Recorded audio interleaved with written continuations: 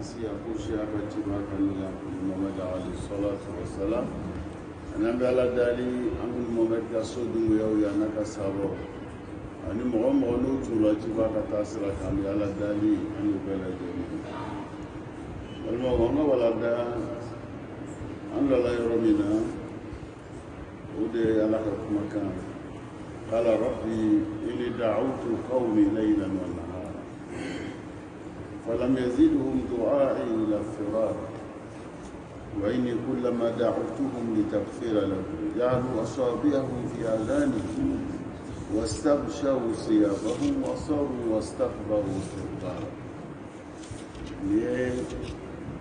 ala beni lakalla makami no temena sayyidina nuh alayhi salam alaka moche ala be ko fanyene ko nuko yanchigi nanga mo wele shufe ngo wele telefe yo wele shufe ko wele telefe na wele ka amo jidi fuila ko roma gian ka bonna mo wele shufe mo wele telefe ukunanga gwerana me umadwa faro kan fuishila ko roma gian ko boli ka bonko ako kuma ningo wele ngo ele alaka ya foma meno le sira do ko o te fe ko kuma kan la me mo wele mi fe kala ta fo yene o te fe ko la me o to la me na jodi mune ba ira ko te fe ko la me o bo bolongande do turo ko o ko ya fanu ko ko re datu ngoso mbefe ka mi fo ero kana me fo imo blala yera bunya o yera bunya ore ko bla ibara sayyidina nu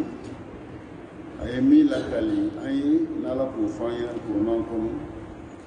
o de ni aya na mena ni kuma bolo ni fanya angara mo ko adawati ila Allah kamo wele ka ta'alamu amu famuni ayani kunnala musul nuko qala rabbi inni da'awtu qawmi hum ayamu wele idan ad-da'watu ila Allah muhimmatu kulli mu'min be iya jorona kule kamo wele ka ta'alama mo isika ala tama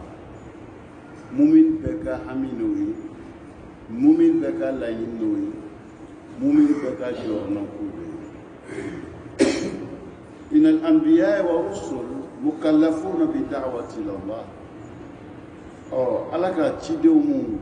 anin nabi mu ko kere akam ulu karaba ka duni min doma ule kam o wele kata alam wa qad ataahu Allah al mu'jizat alamu blati ko yuli ka mo wele kata alama fala ko demeni demedoli ako demeni demedoi o demetume ka fendo ma mi ba yero be mi fola mo yere we hakikali utabolo rola ala ko o deme ala ko ci wo fo fenga soro bolo mi ba yira ko ala ko ci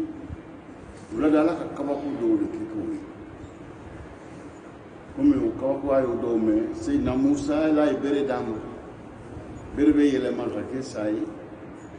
wa bulu do ko shi la dala rigi ci dala wa bo ave ke noro ala kama ko chama ni kai o kama ko o ole beke sababu hakilimo ba do ko ni mega minke ni anya umbe minke la ni kelente ni tani hakikai o no o korelati o ba lo ko ni nei chai o ta o lo chidom ala bo de meni femi kako o de men ya o lamo ko nyumana abo lamo ko nyumana sigida la ko kɛ mɔgɔ ye mun lɔnni bɛ ni jogo ɲumanya ye sigida la mun lɔnni bɛ ni danaya ye sigida la mun lɔnni bɛ ni tiɲɛ ye muso o lamɔni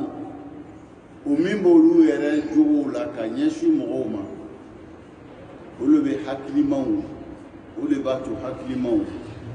o b'o o ya kuma ani kuma mun bɛ fɔ la ka kɔrɔ u b'a fila pese ɲɔgɔn ye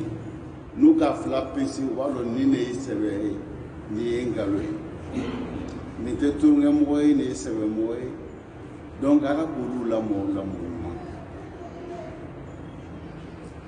an b'o misali di alakira alayhi salatu wassalam olu min cira ka na manto laban ma ala y'a labɛn ni labɛnko ɲuman bɛɛ ye ni jogo ɲuman bɛɛ ye a ka san 40 min kɛ Makan ka sɔrɔ cilala seya ma d'a ma olu yɛrɛ ye tɔgɔ dɔ le la ko Amin Muhamadu Amin arafuhu bi sidiki wal amanati u k'a lɔn ni tiɲɛ ye u k'a lɔn ni danaya ye u ma lɔn ni naganagosi k'a fɔ ko nin ye jogojugu ye ko alakira lɔnnaw la la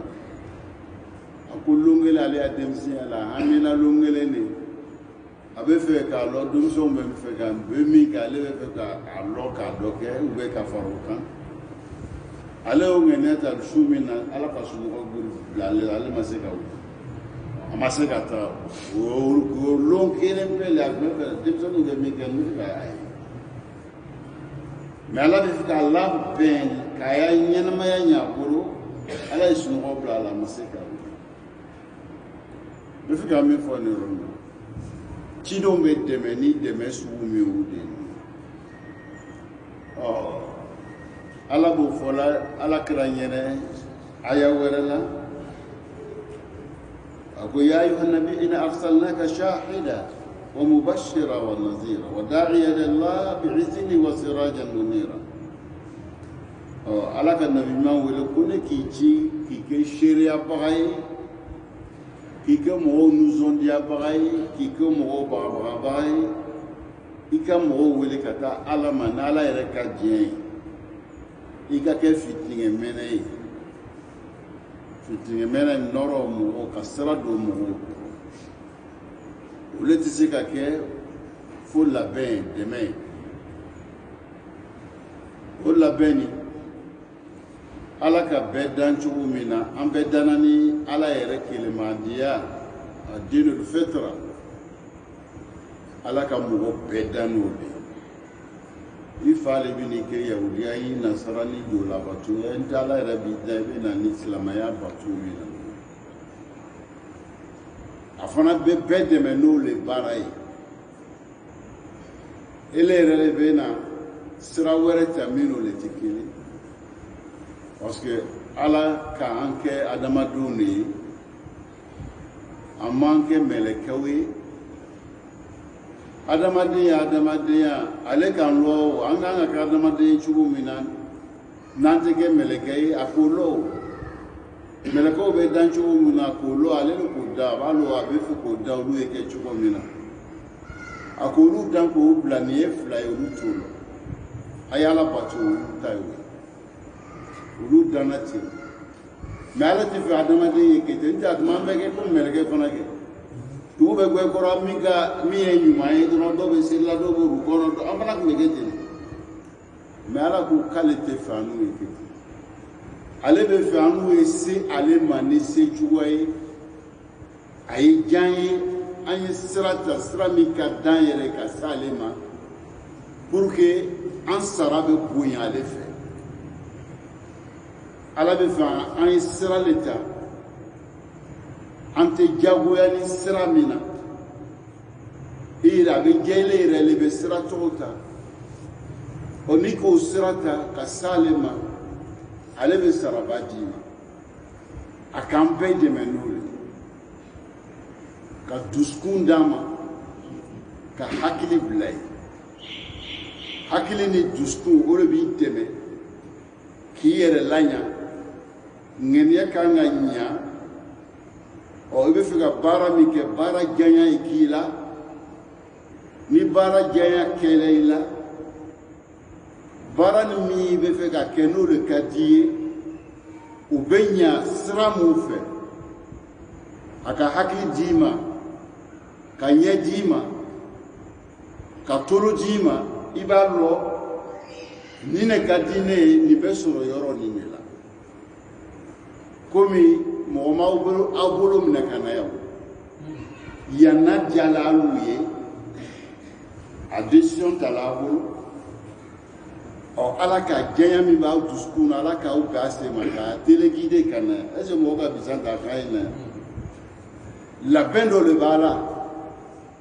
o labɛn de k'alu bɛɛ na yan i y'a faamuyala donc mun ma na yan labɛn dɔ wɛrɛ b'olu la olu b'olu bala o ma se ka na yan parce que dusukun ma la nin baara nin kan ni dusukun ma la nin baara kan yɔrɔ na o janya ni nafa min b'a la i de t'o ye ni ne m'o ye sisan e tɛ se ka ye yan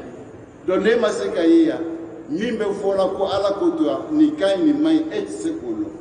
ni ne ma se k'o lɔ o tɛ sɔrɔ ele ya donni na n'o ma sɔrɔ ele ya donni na i ya donni bɛ nɔgɔ ni donni nɔgɔ kɔrɔ ye de dusukun bɛ commencer ka kɛ fi ye parce que i bɛ fɛn fɔ min man ka fɔ i bɛ baara kɛ min man ka kɛ o baaraw bɛ nɔgɔ bila dusukun na n'o ka nɔgɔ bila dusukun na lumière min n'an danna n'o le ye n'o ye alfetra i ya baara ni ya kumakan jugu bɛ kɛ nɔgɔ bila y'ale la dɔɔni dɔɔni nɔgɔ bɛ kɛ bila la ya dɔɔni dɔɔni dɔɔni dɔɔni fo i b'a ye a bɛ na datugu i y'a faamuyala donc n'a datugu la place tɛ kɛ yen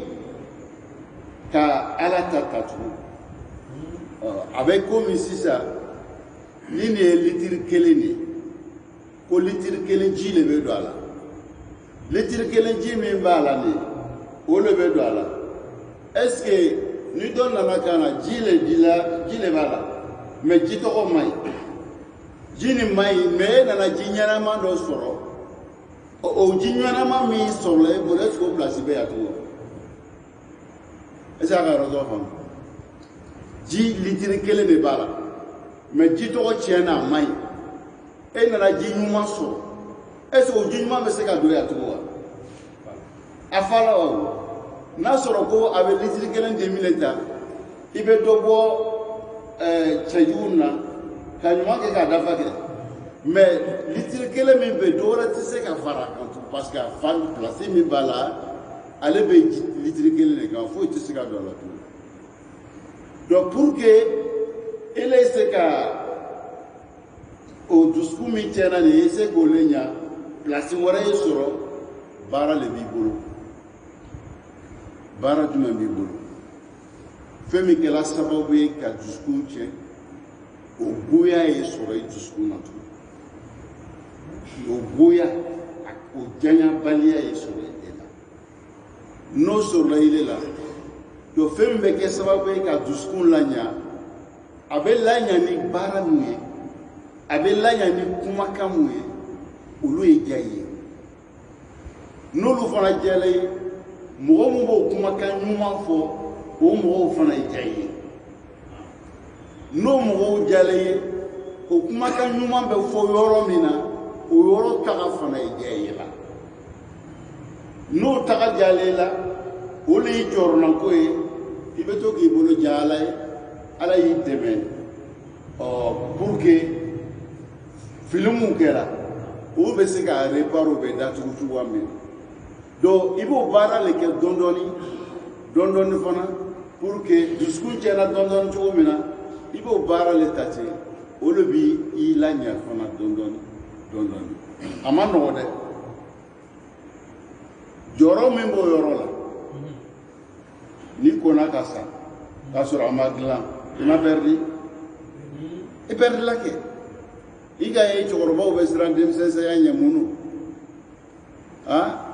denmisɛn caman bɛ yen u ka kɛnɛ ka tɛmɛ min fɔra o yɛrɛ min ma fɔ o yɛrɛ u ya girin ka bon o ma ni saya balila k'i tɛ o denmisɛnya la i bɛ taa ye mun bɛ yen ɲuman tɛ yen o bon ele tola bara min bɛ se ka dusukun ɲa ele tola o kɛli la mais a ma ɲa fɔlɔ saya k'i tɛ tɛgɛ don an b'a fɔ kuma dɔw n'i ka sijan sɔrɔ i bɛ to a la ten ala bɛ na i bɛn i sen ma komi an ka mɔgɔ caman ye ten tola dɔɔnin ten misirilataw jalaw ye ala kow jalaw ye mɔgɔ yɛrɛ nan'o ye misiri kɔnɔ ko karisa tiɲɛna seli tɛ fɔ k'a jija n bɛ ala ko la o ka kunkoni dɔ d'a ma ka yɔrɔ cɛ ye yɔrɔ nin kɔlɔsi ka bila ko dɔw la silamɛya ko dɔw o k'o ɲɛsin ale ma ale bɛ t'o la sisan ale bɛna ye wɛrɛ misiramɔgɔw ko ne de bɛ nin kɛ la donc o min bɛ kɛ la nin o donni min dala kun olu b'ale to sisan ale bɛ ye misiri kɔnɔ silamɛya baaraw bɛ diya ale i b'a faamuya la mais mun de nana n'o ye si sɔrɔla a bolo mais ni si ma sɔrɔ dun a garidila a ka yɔrɔ tɔgɔ faamu dɔɔni an bɛ fɛ ka min fɔ an ɲɛna ciden mun bɛ ci la ciden mun bɛ ci ala b'o dɛmɛ u bɛ dɛmɛ ni fɛn mun y'an mɛn na an k'o dɔw de sira fɔ an ɲɛna kuma bɛ na n'a ma an bɛ ala dalen o fɛn bɛ k'o ɲuman k'o nɔgɔ ni aw ma y'a rabbi ala ma ala ka cidenw dɛmɛ ni kabako ye wa aw min wali tahaqqu bi aqwamihim o kabako in o y'a mɔgɔw tɛ se ka na ni min ɲɔgɔn ye pour que u b'o ya cidenya u b'o sabati cogo min na u bɛ ka mɔgɔw wele ka taa ala ma ni sira min ye o siraw bɛ nɔgɔya o ma idan a da'watu ila Allah ka mɔgɔw wele ka taa ala ma sura wɛrɛ nana min bɛ o sabati an bolo a bɛɛ b'o la n'o de ye suratul asr ala ka suratul asr fɔ an ɲɛna a ko mɔgɔ bɛɛ bɔnɔna mɔgɔ bɛɛ halakila mɔgɔ bɛɛ ta tiɲɛna fo n'a kɛla mankutu damadamani sɔrɔla mɔgɔ mun limaniya ye sɔrɔ i ka donni na ka fara baara ɲuman kan baara ɲuman ye jumɛn ye sira min duli kɔrɔ i ŋaniya ɲana sira min duli kɔrɔ fana k'o sira o ye kɛ fɛn ye sariya jɛra ni min ta kɛ nin yɔrɔ nin la fana mɔgɔ caman bɛ bin yɔrɔ nin na mɔgɔw bin yɔrɔ dɔ ye nin a ka yɔrɔ tɔ sa baara ɲuman ye al-mutaba'atu wal-ikhlas yani n'a fɔra baara ɲuman yani baara bɛ ɲa sariya ko min ye ɲuman ye i ŋaniya fana ye ɲa o fila le ɲini min fɛ i bɛ taa sɔrɔ dɔ bɛ yen a bɛ baara ɲuman kɛ mais ŋaniya man ɲi i b'a faamuya la donc ni ŋaniya man ɲi i b'a ye nafa tɛ sɔrɔ a la dɔ bɛ yen a ŋaniya ka ɲi mais baara fana man ɲa i tɛ nafa sɔrɔ a la ni ŋaniya ɲana baara man ɲa baara bɛ a fɔ cogo di baara man ɲa sariya ka min don an kɔrɔ k'i le y'o kɛ n'i le ta ma bɛn o ma baara ti ma ko ɲa i b'a faamuya la izan mais baara ɲa ni ŋaniya ɲa o bɛ kɛ ka sɔrɔ i fana ye limaniya b'i ya donni i b'a faamuya la ni baara ɲana ŋaniya ɲana mais limaniya tɛ yen ala mako fana t'a la a y'a yɔrɔ dɔɔni kɔlɔsi donc an tɛ yan ka baara kɛ an kun fɛ n'i ka baara k'i kun fɛ k'i bɛ perdu n bɛna misali dɔ d'a ma farakɛw bɛ n'an fɛ yan u bɛna fulaw d'a ma u bɛ dɔgɔtɔrɔsow lɔ ka d'a ma u bɛ n'an kalan o yɛrɛ tɛ ɲigin an na ni bana jugu dɔ bɛ yen u bɛ gbɛrɛ an na an n'u yɛrɛ bɛ ɲigin ɲɔgɔn na mais olu tɛ ɲigin an na u bɛ gbɛrɛ an na yala o ye ɲumanya dan ye o ye baara ɲumanya dan ye u b'a fɔ o ma ko nin ye adamadenya ye alisaniya mais u b'o baara min kɛ la ala mako si t'a la mun na ala mako si t'a la parce que sɔn ka t'olu ala mako ye k'o ya baara nin na o ye kɛ limaniyabaga ye Ouais. Ni limaniya bɛ yen ko o silamɛya sabatini bɛ baara min bɛ kɛ la olu bɛ nafa sɔrɔ mais pour que e bɛ se ka nafa sɔrɔ silamɛya de bɛ kɔn a bɛɛ ɲɛ ni silamɛyaw tɛ yen ala ma ku si ti ya baara la hali n'a ɲɛna donc n'o silamɛya fana bɛ yen i ya ko bɛɛ dɛn ko fila al-ikhlas wal-mutaba'a ala kɛra nana ni min ye ɔ i ŋɛniya ɲɛna i y'o de fana o de muli i b'o de filɛ k'i ya biriki bɔ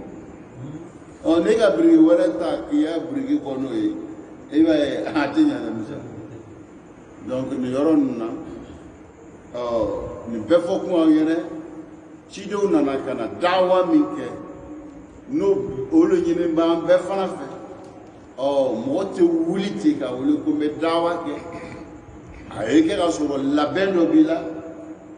labɛn min b'i la o de b'i la yɛrɛ dɛmɛ i bɛ dawa min kɛ i bɛ nɔ sɔrɔ i bɛ nafa sɔrɔ i bɛ mɔgɔ wɛrɛw nafa an karamɔgɔw bɛ min fɔ la an ɲɛna ka bɛn ni ma dawa an k'o de fɔ adamadenw Mohamed ka mantow fisayala o fisayala sɔrɔ mun fɛ al-amru bil ma'ruf kuntu khayra ummatin ukhrijat lin-nas ta'muruna bil ma'ruf wa tanhauna 'anil munkar manto mun tɛmɛna an kɛla sɔn hɛrɛma ye parce que o hɛrɛw sɔrɔla mun fɛ an bɛ mɔgɔ a ye nin kɛ tan o kana nin kɛ tan an ka hɛrɛ bɛ sɔrɔ min fɛ o de ye an karamɔgɔ bɛ min fɔ la an ɲɛnɛ ka bɛn ni ma an bɛ ala dali o faamuya k'o ɲuman o nɔgɔya ni aw ma ya rabbi alamin idan ni an sɔnna ala ma ka cidenw ta baara kɛ ka cidenw labato ka sira mun don an kɔrɔ hɛrɛ bɛ sɔrɔ o de la laysa lakum inda allahi shay'an hinama ara almuslimina yu'annuna ma yu'annun an karamɔgɔ ko foyi t'an ye ni ka ye bi tɔɔrɔ mun b'an kan tɔɔrɔ mun bɛ silamɛyaw jamakuru kan parce que ala ko fiɲɛna an bolo an fana ya ko fiɲɛna ala bolo ala ko fiɲɛna silamɛw bolo an fana ya ko fiɲɛna ala bolo an ka siya hɛrɛ sugu bɛɛ ala k'o dayɛlɛ an ye mais adamadenw ma mako don ala ko la an mako ma don ala ko la o de kosɔn an ka ala ko fiɲɛ ala ko fiɲɛna an bolo min kɛ ala fana k'an ya ko fiɲɛ o de kosɔn an b'a yɛlɛ se tɛ adamadenw ye dabali t'an ye ka sɔrɔ ka bɛn mun ma anw kun kan ka an sɛbɛ don ala ko la cogo min na ala ka adamaden dan ka bonya min la adamadenya kan walakad karamna bani adam ala ko ale ka adamaden dan ka bonya ka adamaden bonya o bonya khalaqana bi yadayhi a y'an dan n'a bolo barakama ye wa nafaka fina min ruhihi ni min dola na ala yɛrɛ ka bonya a y'o bonya dɔ de don an na o ni nin ye kabakoba de ye an b'a don ni su ni tile ma o mɔgɔ si t'a dɔn fɛn sugu min don a gbɛn n'o a fin n'o a ka jan n'o a koori n'o don ele yɛrɛ bɛ k'a dɔn mɔgɔ si t'a dɔn min ye fɛn min ala ye adamaden bonya n'o ye la famille wa asjada lana al malaika ka mɛlɛkɛw bila k'o ye sujudi bɛ adamaden o ye bonya dan ye o sujudu ni a fɔ ma sujudu takrim ala k'o yamaruya n'a ye o ni ka adamaden bato tɛ kelen la famille la différence min bɛ ala ta bato ni mɛlɛkɛw ka min kɛ adamaden o fana différence b'a ni ɲɔgɔn fila tɛ kelen dɔw bɛ kɛ sujudu takrim dɔw ye sujudu qudu wa khushu' i majigi ala ye o bɛ yen k'i adamaden bonya o fana bɛ yen pour que a bɛ o différence a b'a différence dɔn i bɛ yamaruya ko dɔw de la i b'a kɛ i m'a ye n'a taara Maka kabakuru fila bɛ Maka an bɛ dɔ bonya an bɛ dɔ dɔgɔya Hajaru Aswad an b'o bonya an t'o bonya نكبر حجر أسود أمدو دنا نرمي جمرات ونلعنه لأن الله أمرنا بتكريم هذا بلعنه على لكوكاي حجر أسود بويا كما كنتوا أو نندلا منا كما كنتوا بلا كانوا أبو بيبي بلكي كابو سيدنا لوا مو كما كنتوا نرمي هذا ونلعن هذا مولى كامل بأمر من الله أنت كلا يركما parce que kodo le doula encore kaini kamba kela li amri min Allah ama anta jara swadu buyena go jara swadu lude amba buyela li anna Allah amara nabi zali ala du kwanya ke amba kela ka beolema minata anfana to bona kaka kokana ubekela parce que sharia le kokani ou le keti ya famela donc meleka o ñonju le ni meleka o ñamara bi amri minu bi amri min Allah subhanahu wa ta'ala alay o kela ka adama dem boya ka kila ka cidon ci kana uma ka kitabu jiga amma fanani be min takrimullah lil insaniyati ala ka adama dem boya ni mire o de be ka fo o boya o amma ka turun ke wala kuma kara mo bo fa yana chuko o anga o boyaw na yo sirauta ulu be do fara adama dinka korota ka ya janya ani ala bi makudu ila ki deme e be se ka ala ta lo ka ala ta ke angara mo be mi fa yana ka be ni mo da'wati ila Allah kamo wele kata alama atiki kunfede andala atiki kunfe ala ko lo fala krani akodi kul hazi sabil ad'u ila Allah ala basiratin ana wa man tabani momada fo mo yene nasra beni usra itume minhaj itume yataqabulu sharia do le kanga ke ibe tamo sharia lela hada huwa minhaj mote moy kun fe ite bara fana ki kun fe taqabulu do le ga fo ma ko minhaj ala ko lo fo ala karayi kul ya muhammad afo yeno hadi sabili nine ya taqabulu nine ya minhaji nine ya baramil la famela baramish ibe taqabulu min be comme sisa misal boluma mumbe amara la jamana la oluya ukasha benu ya taqabulu de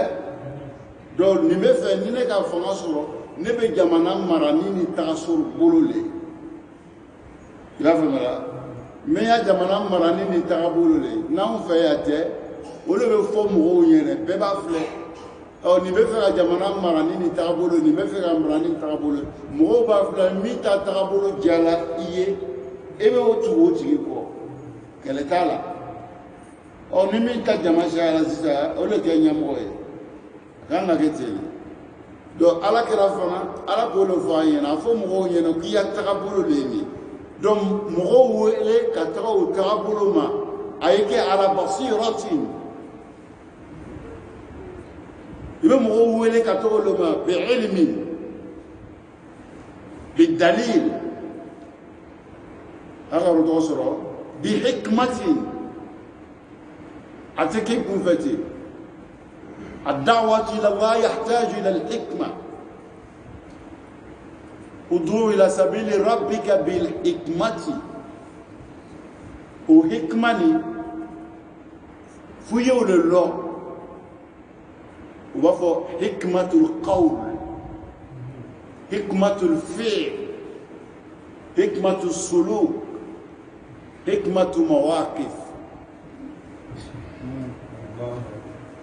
toro min b'an kan an peresen bɛ kalan na an president bɛ kalan na ni ele ma gbɛrɛ ka nun lɔ ka nun kalan k'i bɛ wuli k'i bɛ dawa kɛ i b'a ye fiɲɛ bɛ k'i ya dawa la dɛ f'i ye nun de kalan o de kosɔn a y'a filɛ n'i ka ekɔli kɛ ka bagi ta bagi kɔfɛ i bɛ taa formation dɔ kɛ i bɛ kɛ médecin dɔgɔtɔrɔ kɛ o tɛ mais ele ka bagi kɔfɛ i taara san 2 formation kɛ ani min bɛ san 4 kɛ université la dɔgɔtɔrɔya kalan na ka tila ka bɔ san 4 nin kɔfɛ ka san 3 wɛrɛ fara a kan ka sɔrɔ ka ya doctorat ta mɔgɔ filakɛ la o san 3 kɔfɛ fo ka tila ka spécialité dɔ kɛ n bɛ fɛ ka kɛ ɲɛ filakɛla le ye ou bien n bɛ fɛ ka kɛ kɔnɔ filakɛla le kɔnɔ ou bien tolo k'o spécialité ta est ce que année min ka e danna sira cɛ est ce que a bɛɛ dɔgɔtɔrɔ a bɛɛ kelen ya a tɛ kelen dɛ bɛɛ n'i danyɔrɔ lo dɔw bɛ généraliste dɔw bɛ a spécialité a ye baaraw tɛ kelen ele min danna sira la ele k'a lɔn k'i danna o de kosɔn olu k'u faamu o ɲɔgɔn cɛ o tɛ tɛmɛ o y'a niveau kan ni banabagatɔ nana n'ale dan tɛ ale dan yɔrɔ min a b'a baara kɛ ka dan a tɛ taa ɲɛfɛ hali n'a sɔrɔ ɲɛfɛ ko dɔ bɛ yen o lɔnni dɔ b'a la a man ka k'a la i bɛ de conseil a bɛ conseil dɔ d'i ma mais ale tɛ se k'a fɔ k'a b'i bolo don o la mais u t'an n'u fɛ yan min gbɛrɛla misiri la ka kalo damadama kɛ o kɛla wajurukɛla ye olu bɛ yan a t'o ye la o bɛ yan ni min gbɛrɛla silamɛya ko dɔ la dɔɔnin o kɛla wajurukɛla min ka sufɛ kalan dɔɔnin kɛ o kɛla wajurukɛla min ka mutabasiti kɛ ka brevet ta o kɛla wajurukɛla ye min ka bagi ta o kɛla wajurukɛla ye bon n'a kɛla ten baara bɛ ɲa a bi fɔlɔ tugu ila sabili rabbika bil hikmati hikma ni laɲini jumɛn ye kuma hikma bɛ yen baara hikma bɛ yen i yɛrɛ jogo hikma bɛ yen ko dɔw bɛ na n'i ma olu hikma kan k'i dɛmɛ i kan k'o baara kɛ kalan ma nɔgɔ dɛ n bɛna misali dɔ d'a ma pour que a bɛ se k'a faamu ala ko kuranɛ kɔnɔ a bɛ kumana jaga bɔlaw kan ko innama sadaqat lil fuqara aya filɛ innama sadaqat lil fuqara a ma lamɛn lil fuqara a y'a k'o ye kɛ lil fuqara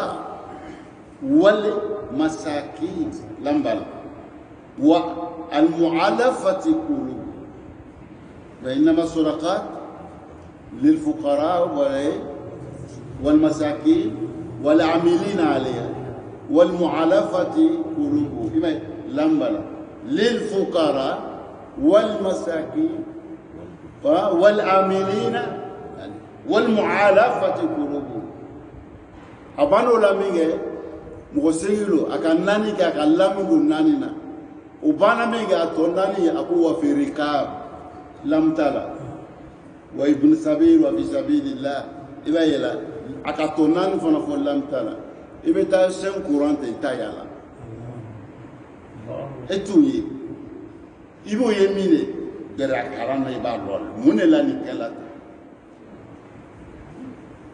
donc ne le ka courant ta sɛn courant le ta o k'o k'i ya base ye ka kɛ mɔgɔw wele e bɛ fana mun yɛrɛ ka nin kalan kɛ i t'olu fana jate baara bɛ ɲa donc sɛgɛn min b'an n'u kan yan olu ale lɔla ale bɛ fɛn dɔ yɛlɛ mɛ e sigi n'i ɲɛ b'o la bon k'alu ye se ka ale min lɔni don n'ale b'a yɛlɛ e ni sigi la ale lɔni de kan ka gbɛrɛlɛ e sigili na se bon n'o ma kɛ an ya kumaw bɛ tɛ se ka ɲa o tɔɔrɔ de b'an kan o t'a yira ko an kana wajulu kɛ dɛ bɛɛ y'i dan i danyɔrɔ la an b'u fɛ k'o fɔ laɲini don ngo fo wolona ni tayere dan ya tayere ya bongo no ni menze dan ya menze ya bongo no ni commerçant ya boutique dan ni femi ya charate diami mani koyo ro la fo yenet ni beta dan ro mais pour que il ait capot qui a baraka dawa ibe la bene barade awolo folani ud'u ila sabili rabbika bil hikmati uloni kakiburu ala karama qul hadhihi sabili ad'u ila allah ala basira o basira o faloni kanga kiburu angara mo be mi fo ayena ka beni mawdu basira meke bi dalil avec معرفة العلة avec بمعرفة الكتاب والسنة avec بالعلم avec باليقين avec بالبيان وبebe basira nous connaissons donc nous l'outil ni le coquille be wuli ka kuma ibaye baratinya donc ala keto ka chidouchi akola beni ko labbe jogo la ko labbe lonina ko labbe famille la wole la ñini yere ama ci den ci fa ko labbe mais anu di labbe ante labbe ame wule ngabe dawa ke baye be labbe na wolo ko so na fo ñene ngo angal ala bana ya barala aw jorokun avec Alabana ya barale ganga minka kuke kapa ile joroki ale madabla ya ama no obli kono ama furu bla ya akabla ese wazarima naka jati dole mine akabla ni loni dole akabla ko dole kama e joro ida mbola e joro ko la bana la barala il est strata drum akumi o kedro ya toto alibon para be ban ala aga ro to soro donc anya fo ayena tugu ngo slamaya makobe la bena la mort ko nyuma a jodo kanya wolo ko so ala e ka chide mu chama chide nu klambe ka saragbe il va faire là oh ni saragben no bano la sisa we wala gada dole o le beau teme we atila la siala il va faire là donc anya folo mo ya saragben kalande mimi be ka kalanga folo avec ka saragben chugo de o lo saragben ni mimi o lo saragben ga ka sisa ta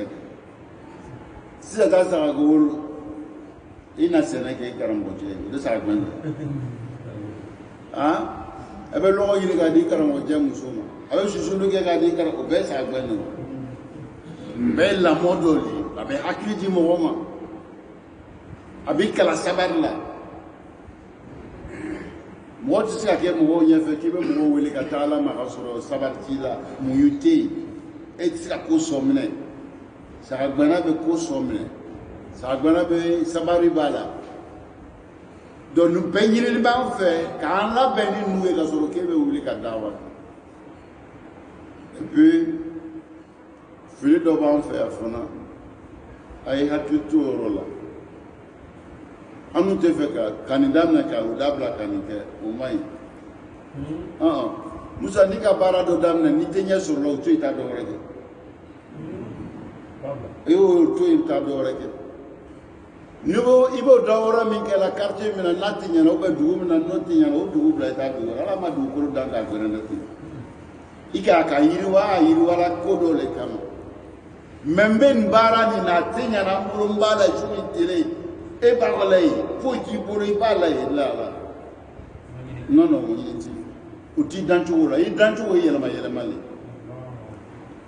agoro to soro an yere dantu wa an yela ibi yela bara la ibi yela dugula ni ni tani tenya na kana to la ka ke tunyoli ke ka ke jamva ke ka suru atenya ni bulu ta do reke ni le be bara min kela no to nyana I bode be mo to nyola sa gba to nyoni be sa gba na e to ke ube an yere dan yelema be adama de yere danina ala be fi ko wala da dama an kana to ko kelena I yere dambo ira I dambo ira chodi adama de dan abe damne maniule la I dambe damne maniula ibe wakati nke maniula manu bena yele maka muye joli ibe wakati nke joli fana bena yele maka muye soguru o soguru ni bena yele ma ka kile adama de ka muni seni femblala ibe wakati nke yoro dola o kalu kono do ibe wujela maka boy kana ya atete don ni nana ya lolo semaine kalo yelema be do yere la iya idani de nana so ma da fe anu la fe kele anana la fe ka tere kele no lo ngele kele no lo ku flate mana kan kele no kalo kele te mana kan kele no iyere dan yelema bana ibe dumuni min ke I boni ba kono o yelema fana be do na fo yoro dola shimwe menani abe yelema ni funeni ba tani flala ni funeni ba tani flala sinjiri abe suma dema ni nene yere be mamena funa shimbe kala ya demo ala ka dama den buya shim abe shi yela ambawla wo flale bala eba yela bamso era ni fache tu kalam wo flale bala shinkelena do won kele shimena fuyo be contre renverser olo ba tune shimena note abdeme se awasi ma chuta alaka baraka adama dinati ya fombela donc ni danchu wonu awalo sa ko yelema ne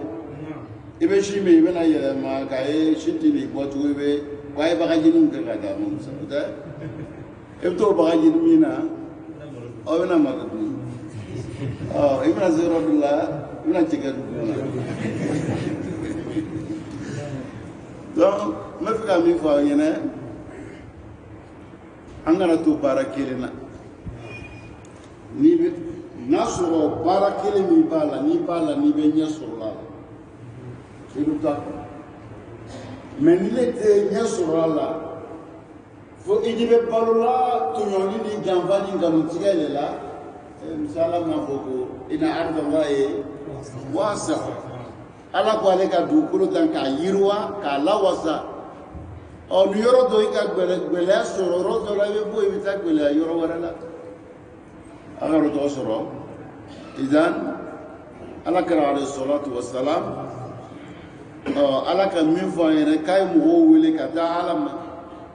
mo be wele ka ta alam la ben do le be ele même mo wele do ala ko me chide nu temeni kama kuyi ba famela mo demeni kama kuyi mais emi be fe ko lu nomne o ele fana be kabako min be ni le kango ke o kala min ni bina mo wele ka to ma iki sebe do o makanya ikana presse ya nyanyini kanya ka kala yere ke kana presse no kala fitini mi ka kala iba famuya akanga fofo chuga mina iba fango famu akanga fo wakati mina ibu fana famu ni be kala dole ninganga foni fochuwa nina ninganga foni wakati nina ninganga foni kechuwa nina ni be kalani maintenant presela ibatinya mena docteur voyene Cheikh l'Islam Ibn Taymiyyah ayakala ndendo be Ibn Qayyim ka kalange ka kitabu kala ka usulu kala ka fiqh kala ka tafsir kala ka kawaidu ama kube femina sharia ama kube muna usulu aini pekala o belloni kofe atala noro karamɔgɔcɛ la san 21 san 21 a nɔrɔla karamɔgɔcɛ la ten a bɛ n'a ye su ni tile i b'a faamuya la o b'a tigi dɛmɛ ko caman na musa kalandenya kuma la fili dɔ b'i sɔrɔ i bɛ kɔrɔ n'a ye a dɔw bila man di i b'a faamuya la k'i to kilasi la i bɛ kuma dɔw ta ele k'a ta i ma faamu a faamu cogoya la i ma gbɛrɛ mɔgɔ fana la min b'o fili bɔ i la o fili bɛ tu ile la yɛlɛ n'o fili tu ile la ten o kuma i bɛ kɔrɔ n'o ye i bɛ taa n'o ye mais mun de b'o fili bɔ i la i bɛ gbɛrɛ i ɲɔgɔn wɛrɛ la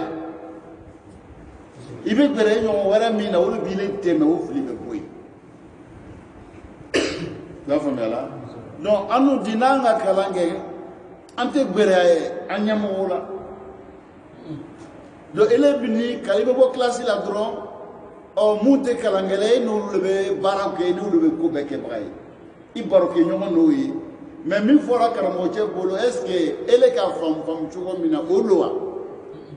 o tɛ wa ele t'o lɔ ele kan ka gbɛrɛ mɔgɔ mun na n'i bɛ se k'o lɔ i ma gbɛrɛ olu la i b'a ye kalandenw ala ko inamal mu'minuna ikhwa ko minnu bɛɛ ye ɲɔgɔn balima ye o ye tiɲɛ ye mais dɔ y'a balimaya aqrab ila ba'd min ba'd an bɛɛ ye balima kelen ye o balimaya ba bɛ yen mais i ni min bɛ baara kelen na ye n'o y'a balimaya le ka gɛlɛn olu kan ka don ɲɔgɔn na o de kosɔn n'a ka chauffeurw filɛ an bɛɛ ye balima ye mais chauffeurw y'a balimaya o n'an ta tɛ kelen dɛ chauffeurw bɛ yen ni polisiw bɛ sira la ten u bɛ ɲɔgɔn signaler i y'a faamuya la u bɛ ɲɔgɔn signaler ni radar mɔgɔw fana bɛ yen mun bɛ o b'a fɔ o ma cogo di voilà o ye fitiri kɛ donc musa n'o bɛ sira la u bɛ ɲɔgɔn signaler n'a yɔrɔ ka surun u b'a fɔ ɲɔgɔn ɲɛna o fɔcogo bɛ yen n'a yɔrɔ ka jan o fana bɛ yen ni polisiw la u bɛ gendarmew n'o bɛ yen n'a ka surun fana u bɛ ɲɔgɔn signaler o kɔrɔ di taa vitesse la a kana taa dɔ bɔ ya sɔrɔ o tɛ balimaya dan ye olu bɛ ɲɔgɔn dɛmɛ ten mais an n'u tɛ ɲɔgɔn dɛmɛ an tɛ gbɛrɛ ɲɔgɔn na an tɛ gbɛrɛ ɲɔgɔn na an yɛrɛ tɛ fɛ ka ɲɔgɔn tɔgɔ mɛn o bɛ baara bɛ na baara kɛ la tɛ ɲɛ ten donc Cheikh Islam Ibn Qayyim gbɛrɛla la san 21 a kɛni ko ka kalan kɛ ka ban donc o la sisan i bɛ karamɔgɔcɛ dɔ i b'a don yɔrɔ la i b'a bɔ yɔrɔ la a miiriya i b'o bɛɛ lɔ n'a sɔrɔ karamɔgɔcɛ bɛ kuma cogo mun na ou bien a hakilila bɛ taa fɛn mun kan i b'o bɛɛ lɔ a dɔw la ni karamɔgɔcɛ ka kitabu dɔ minɛ a b'a sɛbɛn la ni saya nana sɔrɔ ka sɔrɔ a ma ban sɛbɛn la kalanden bɛ se k'a tɔ dafa parce que a b'a ya manaji lɔ a b'a ya taabolo lɔ mais ni ne tɛ gbɛrɛ karamɔgɔcɛ yɛrɛ la i b'a lɔ cogo di ayɛlɛ o fili bɛ kalandenw na bi kalandenw u tɛ gbɛrɛ karamɔgɔ yɛrɛ la hali n'o b'i tɛmɛ i la ten hali foli ɲuman o t'i lɔ est ce que baraka bɛ sɔrɔ ten wa nafa bɛ sɔrɔ ten wa n'a ti kɛ ten wagati bɛɛ n'a sɔrɔ cogoyaw don fɔlɔ mɔgɔw tun bɛ baraka sɔrɔ u tun b'o karamɔgɔcɛ tun bɛ baara k'a ye bɛ sɛnɛ k'a ye u b'a muso kɔlɔsi u b'a denw dɛmɛ maa min bɛ kalo sara min bɔla nin o tɛ se ka baraka lase a ma i bɛ baraka sɔrɔ ni sira wɛrɛ de ye karamɔgɔcɛ bonya karamɔgɔw bonya i bɛ darisu min di o darisu yɛrɛ bonya silamɛya yɛrɛ bɛ fɛ o darisu di cogo ye cogoya min na olu kɔlɔsili sisan taa baraka bɛ sɔrɔ n'o ye e kan ka karamɔgɔ mun fɔ i bɛ tɛmɛ o la k'i ɲɛ jan i bɛ tɛmɛ i y'a kɛ komi karamɔgɔ de parce que ale tɛ darisu d'i ma la a tɛ kɛ ten donc dawa bɛ kɛ cogo mun na n'ala sɔnna Seydina Nuhu k'o le tracé darisu natɔ kuma bɛ na se o kumabaw la an y'a lɔ k'a fɔ an bɛɛ kan ka dawa kɛ mais an ye lɔ an lɔyɔrɔ la an y'an labɛn ko ɲuman na ka sɔrɔ fana k'o dawa kɛ n'o kɛra daba bɛ nɔ fitinin min fɔla o faamuya ka o baaraw fana nɔgɔya ya rabbal alamin an bɛna bi ta la ya hada wassalamu alaikum wa rahmatullahi ta'ala wa barakatuh